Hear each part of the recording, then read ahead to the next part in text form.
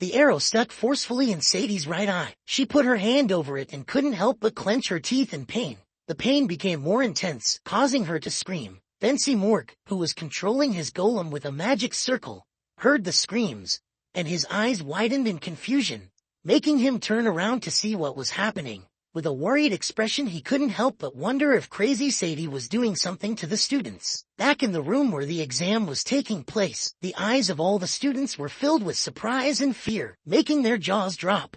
Dolores knelt down, extended her hands and began using her power to heal them, making golden energy appear around their bodies. Her attention fixed on them, she began observing them with a worried expression in silence. Little by little, their wounds began to heal. After analyzing carefully, she realized that Sinclair had suffered internal injuries due to the reverse flow of mana. Sancho had bruises all over his body, and Piggy had an impact that had shattered his jaw. She focused even more on healing the wounds, making the golden energy grow more intense. She knew better than anyone that these were not injuries students taking an exam should have. Professor Sadie pulled out the arrow that was lodged in her eye, causing blood to emerge from it. Upon seeing this, Dolores' eyes widened in surprise and confusion, leaving her in shock. Professor Sadie put the arrow into her mouth and her eyes began to shine with malice and excitement. With an evil smile, she refused to accept the help of the Saintess. Upon seeing this, all the students began to feel fear and repulsion, while on the other side, Venti Morg started staring at her with a furious expression and clenched his teeth. Professor Sadie stood up,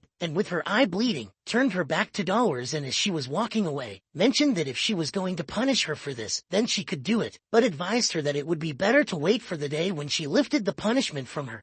Once tutor Bianca, Dolores, and Professor Venti Morg entered the room, they saw Sadie kneeling on the ground with an arrow stuck in her eye, writhing in pain and rage. Upon seeing this scene, everyone froze without knowing what had happened. Venti Morg's eyes widened in surprise, his attention fixed on Sadie. He couldn't believe she was bleeding and had no idea how on earth it had come to pass. The gaze of Tutor, who was behind him, filled with concern when he looked to one side and saw something terrifying. Not far from the area were the unconscious and blood-covered bodies of Sancho, Sinclair, and Piggy.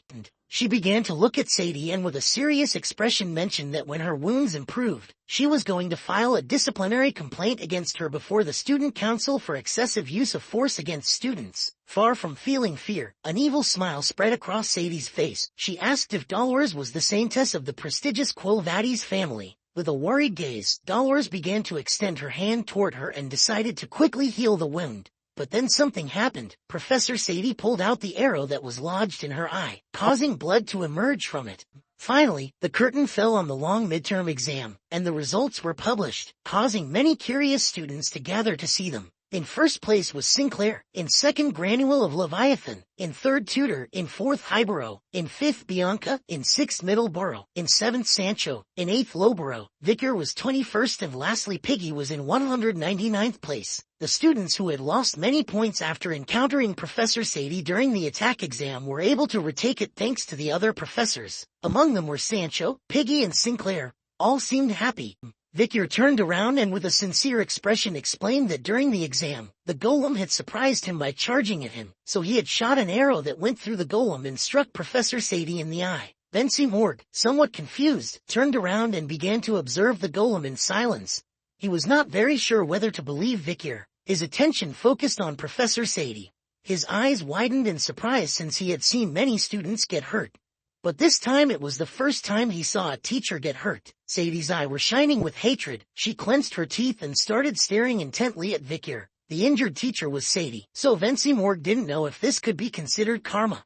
In the orphanage, someone invoked a magic circle on the ground. It was a woman wearing a skull mask. She extended her hand toward the magic circle and used her power, causing malignant energy to emerge from it. Just then, someone with red hair began to emerge from the magic circle. It was a woman. The woman wearing a mask extended her hand toward her and began to use her power again. The eyes of the red-haired girl were full of exhaustion. The masked woman could not believe that a petty thief had dared to steal from Dantalion. She hugged the girl and with a sincere gaze, apologized to Rose for losing her again. Vicar grabbed the weapon he carried on his back and while his eyes were shining, decided to use Anubis since it had been a while since the last time he used it. Using his hands, Vicar began to unscrew the weapon. This weapon was good because it was portable and easy to carry, but he couldn't believe that Ayan had given him a weapon like this. He drew his bow, and with a piercing gaze, prepared to shoot a mana arrow. With precision, our boy aimed at the zombies' heads, killing 3 without much difficulty. While the corpses were scattered on the ground, he began to walk and mentioned that this was on a different level compared to the arrow they had provided during midterm exams. It was a lie when people said that masters were not demanding with their weapon of choice. At that moment, a strange aroma spread through the air. Upon sensing this, Vikir stopped in place and his eyes widened in surprise. His attention was fixed to one side. This was definitely the smell of a demon.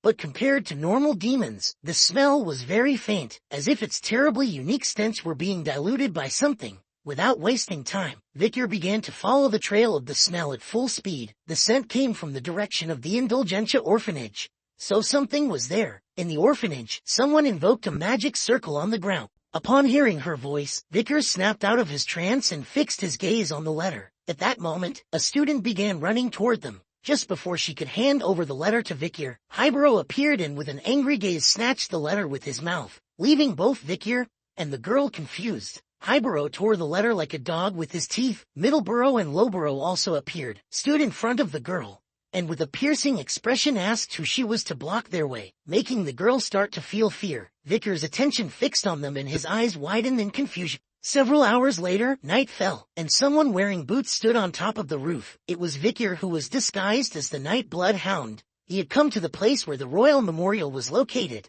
his gaze fixed on the monument since it was a shared cemetery where the heroes of the empire lay. The place was protected by walls. After thinking calmly, Vikir remembered that the 9th corpse, Dantalion, was hidden near Indulgentia orphanage, so he could confirm whether that was a coincidence or not after investigating.